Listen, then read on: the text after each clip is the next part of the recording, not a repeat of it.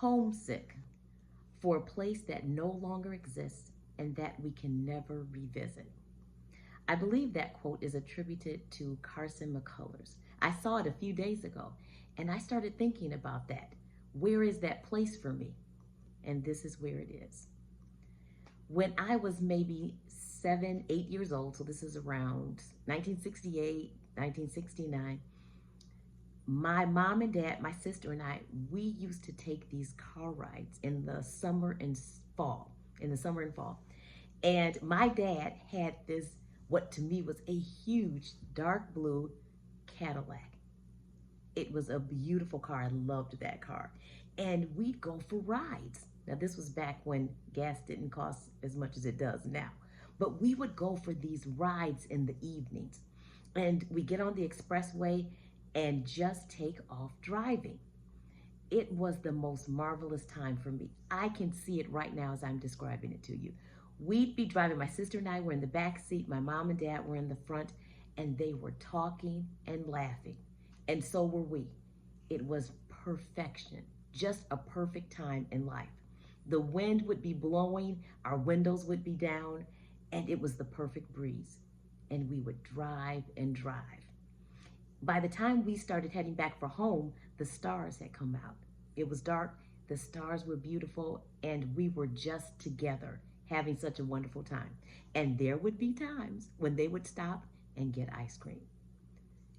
It was just a magnificent moment for us. I can think about it right now, and I have that longing, that feeling of going back to that place.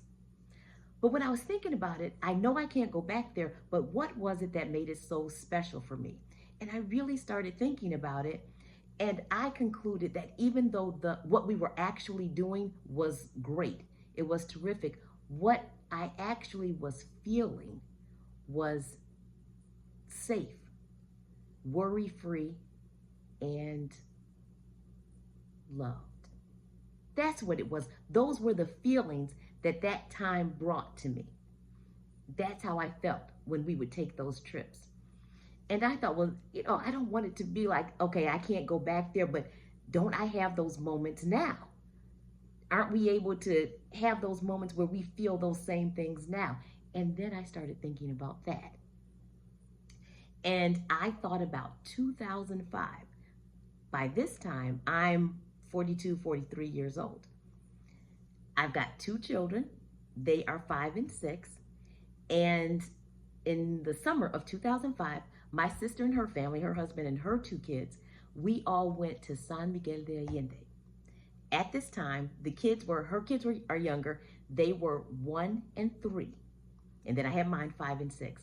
And we just had a fantastic time in San Miguel.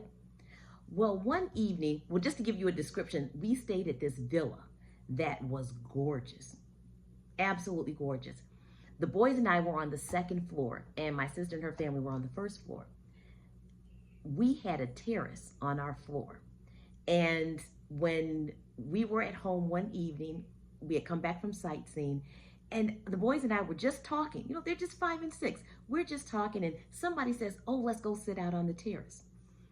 Well, here's the thing. This villa sat on the side of a mountain or a hill, and it overlooked the city. We went out in the evenings, so now the city is dark, but the lights are all aglow, and it is beautiful. And this is the evening, so the stars are out. Absolutely gorgeous. Well, we sat out on the terrace, and we just talked and laughed. I can't remember what we were talking about, but I remember the feeling. It was the same. No worries at that time, just enjoyment of each other, love and safe. It was that same moment, but it was 2005. Another time. Now, this is a story that will explain why this moment felt the way it did for me. Years and years ago, I watched this nature show, and it was profiling elephants, a herd of elephants that were traveling across the savannah. And there were 2 elephants that had been named Essie and Elsa. Essie was the mom. Elsie had had a calf. And the calf had been born with its front legs curled under it.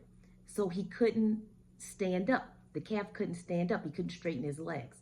So the mom, Essie, was struggling trying to get her calf to stand up to nurse because the herd had to keep moving. You know, you have the babies and they're up and nursing and moving, and the herd keeps moving to get to the water spot.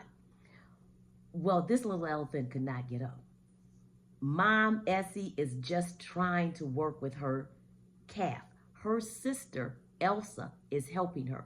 And they're both trying. It was just an amazing thing to watch. They were trying to get their trunks underneath this little calf's belly to lift him up so that he could stand and nurse. They keep doing this just for so much time. They keep working with this calf to get this calf on its feet. Well, the rest of the herd, it was amazing to watch them because they were circling around the mom and her sister and this little calf. It was almost like they were trying to urge them to get this calf up because the herd was going to have to move. They stayed as long as they could. And finally, the rest of the herd started moving away from Essie and Elsa and this baby calf. But they kept looking back. It was the most amazing thing. Like they didn't want to leave them, but instinctively they had to keep moving. Well, Elsa, the sister, is now so torn because the mom wasn't leaving. She wasn't leaving her baby. Elsa was trying to help her sister, and she knew she needed to keep up with the herd. So she kept helping Essie try to get this calf up. And the calf by this time was so exhausted from trying to stand up that it just wasn't really moving at all. It just had no energy left. Well, then Elsa would help, and then she would walk towards where the herd was headed. And then she'd turn around and come back to her sister and help some more. It was just agonizing to watch this because she was trying so hard to help her sister get this calf up. And each time she would then walk towards the herd, she'd be gone a little bit longer because the herd had gone further away. She kept doing that several times. Well, finally, the last time Elsa left to follow the herd, she was gone for a long time. And the mom, Essie, is trying to get her baby up on its feet. She is struggling to get this baby up. The baby she can't get her trunk underneath him to try and lift him up. Suddenly, she lets out this bellow, this long, agonizing bellow. It was like she was screaming for her sister. Well, Elsa, you could hear this thundering sound, and Elsa came running back to her sister. I couldn't believe it. I sat straight up looking at this happen on this show. She comes running back to her sister, and one elephant is on one side of the baby and the other elephant is on the other side, and they keep digging their trunk into the ground to get enough room underneath the baby elephant to get their trunks underneath. And they kept doing it, and finally they got their trunks underneath this baby. And since they were on opposite sides, they were able to lift the baby up. They lifted this baby up, and not only that, they started rocking the baby back and forth, like trying to straighten out its legs. I had never seen anything like this before. They eventually got those legs straight enough for the calf to stand up on its own. And with the last energy it had, it started to nurse. Almost like a miracle. This baby was fine after it nursed. It could walk. It could walk. And the Essie and Elsa and this calf started walking toward the herd. And they walked faster and faster. And the next thing you saw were those three elephants running to that herd. That baby calf had enough energy to run with its mom and aunt, and they made it back to the herd. Elephant sisters. Now, this story that I was about to tell you, the next story, is with my cousin, Dawn, and her husband.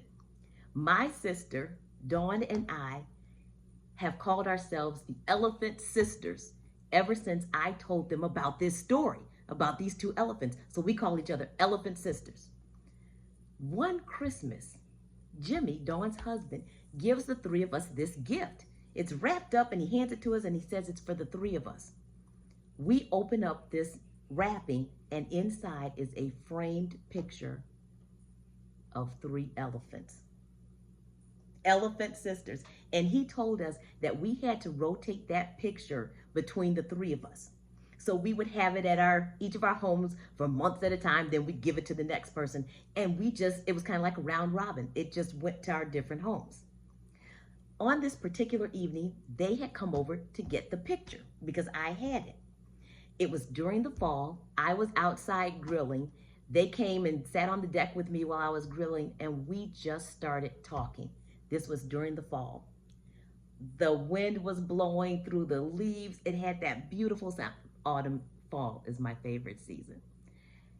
I could hear the wind, and it was the perfect temperature, beautiful breeze, and we were just outside talking and laughing.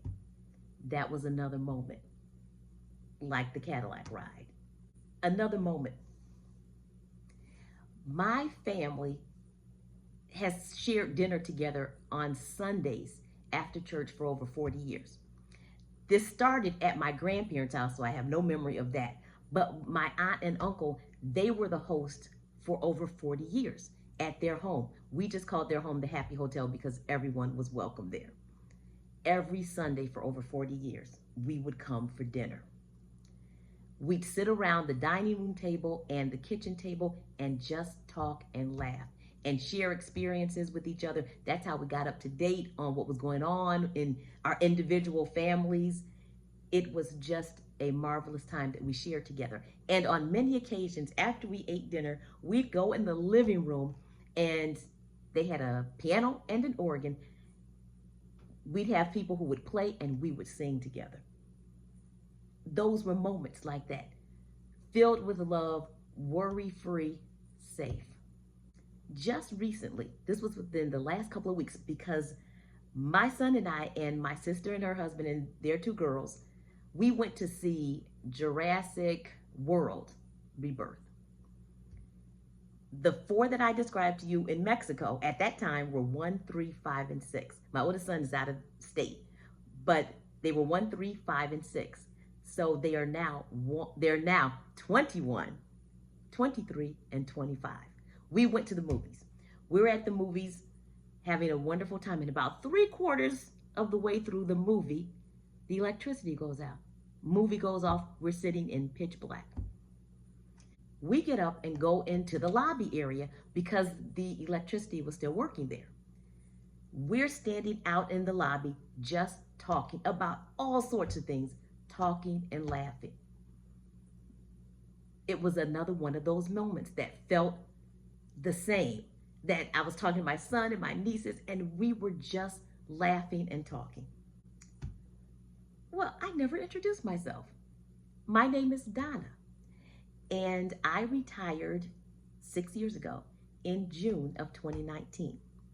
On my channel, I talk about retirement. Well, it may be true that we can't revisit the same place that makes us feel homesick, but we can look for the feelings that that place gave us. And what I believe is that those feelings can be found in many moments of our lives, right up to today. I believe those feelings will show us that the best times are not behind us, but that they're right here. They're right here for us to make over and over again. I hope you enjoyed this video. If you did, please like it. I'd be delighted if you subscribe to my channel as well. Until next time, ciao.